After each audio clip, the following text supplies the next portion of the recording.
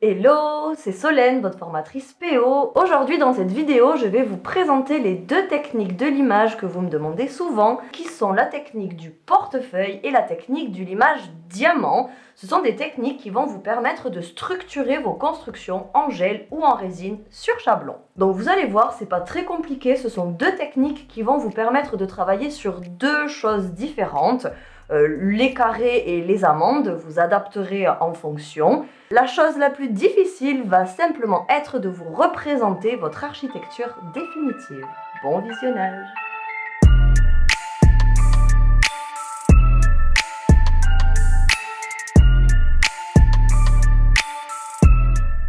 Voilà sur quoi nous allons travailler aujourd'hui. Donc nous avons un angle chablon amande et un angle chablon carré pour les deux techniques de limage. Première étape.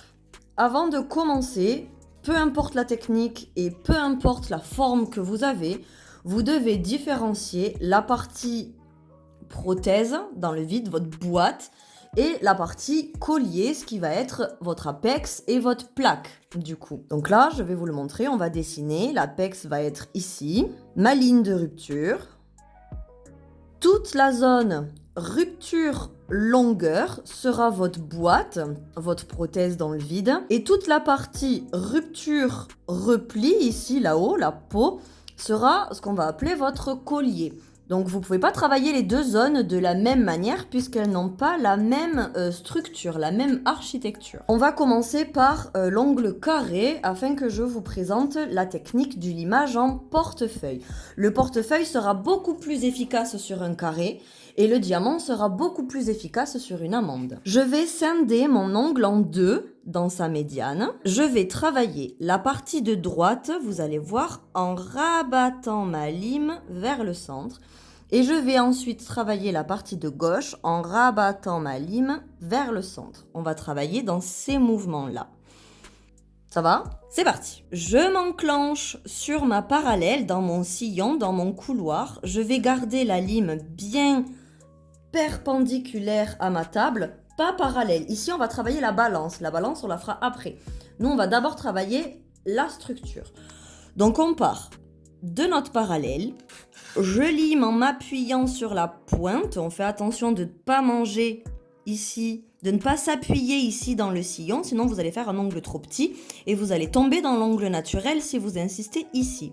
Nous, on travaille vraiment la partie dans le vide. Donc, je m'appuie sur le bout de mon ongle dans un mouvement de va-et-vient. Twistez pas la lime comme ça, sinon vous n'allez pas avoir de ligne. Vous devez rester dans un rail. Vous pouvez vous aider avec votre doigt. Et une fois que ma parallèle est au bon endroit, je vais limer ma structure en refermant ma lime vers la médiane. Et elle va travailler toute seule le gel en trop. Donc pareil, on ne twiste pas la lime gauche-droite, mais on ne twiste pas non plus la lime bas-haut. Ça, interdit. Vous devez rester dans votre rail. L'orientation de votre lime va vous donner la forme du gel. Je m'enclenche dans mon sillon. Et plus je lime, plus je rabats vers la médiane. Regardez, ça attaque tout seul ce qu'il y a en trop.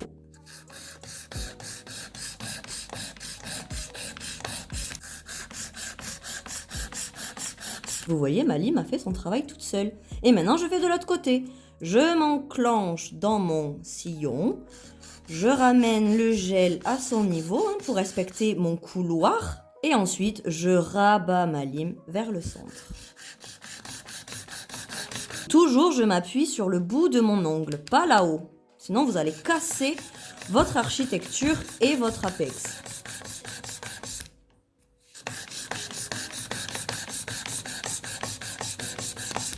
Vous avez vu, ma lime a travaillé toute seule ma boîte, ma partie prothèse, rupture, longueur. Maintenant, je vais travailler comme d'habitude ma balance et ma forme.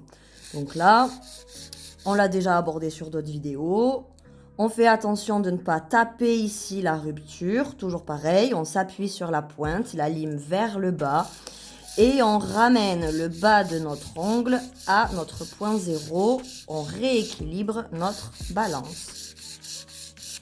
On fait pareil de l'autre côté.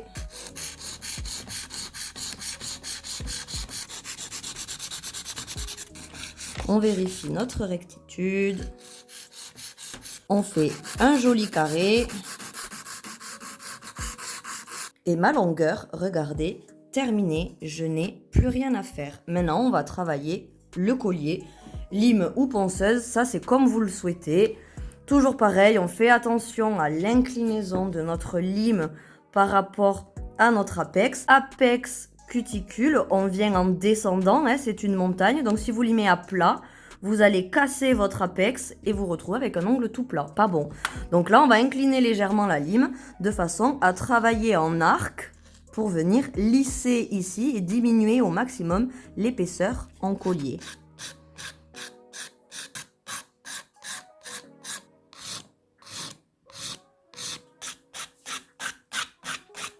Un petit coup de polissoir pour retirer les dernières aspérités qu'il reste. Donc là, il n'y a pas de secret, hein, vous lissez. Hein.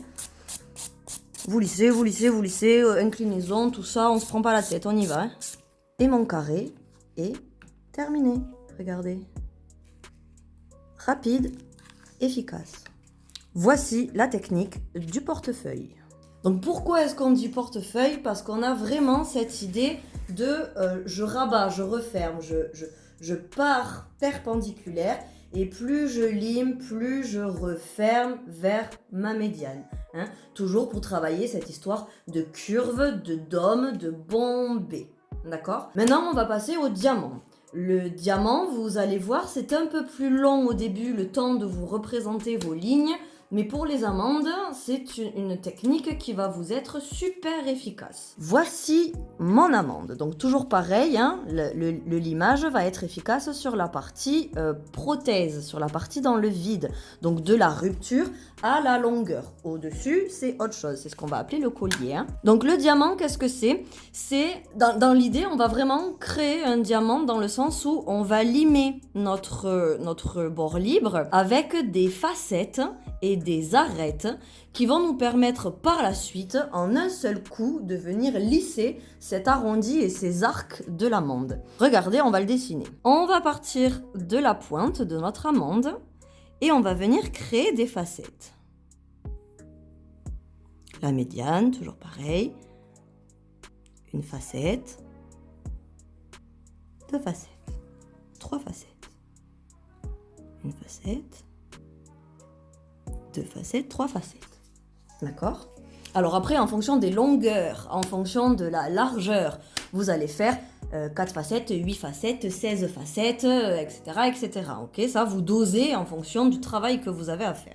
Je pose ma lime en m'appuyant sur ma pointe et je vais venir lisser ici, faire un aplat à ce niveau-là pour créer vraiment une facette.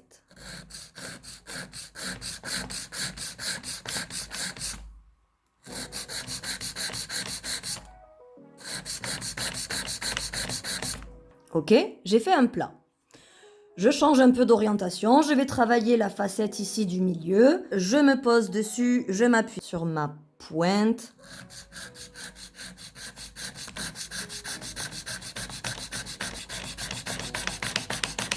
Un aplat. Et je continue. Facette centrale, je me pose dessus. On fait attention à l'inclinaison de notre lime. Je m'appuie sur ma pointe. Et je fais un plat. Et on continue, on continue, on continue sur toute notre longueur.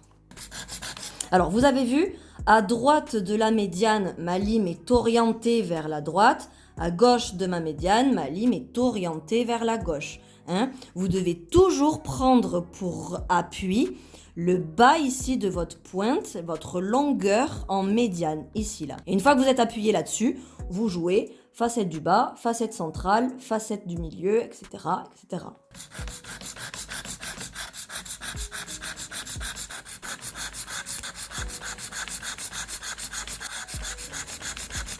Vous voyez, ça crée des arêtes. Vous les voyez? Clac, clac, clac.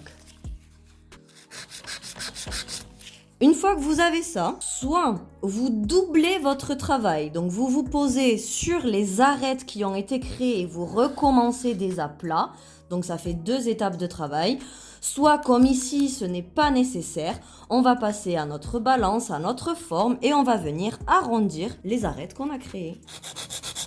Balance, donc ça change pas, c'est toujours pareil, vous avez l'habitude maintenant. On est sur une amande, donc on travaille avec des arcs.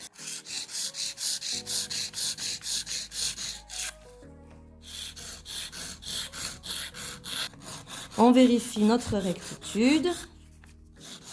On reste dans notre couloir, hein, ça c'est votre première condition de solidité, la rectitude, le couloir.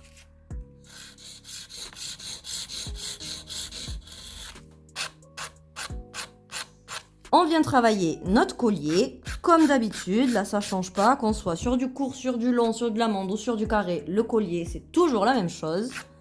Lime ou ponceuse, comme vous voulez. On vérifie toutes nos lignes, on peaufine les petits détails. Et maintenant que j'ai tout ce qu'il me faut, je viens lisser avec mon bloc. Donc là, hein, comme l'autre, pas de secret, vous lissez, vous lissez, vous lissez, vous lissez, vous lissez. Amande terminée.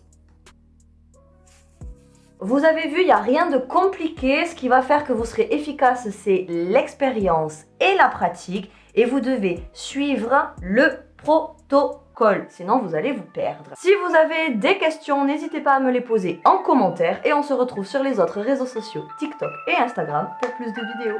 Bisous!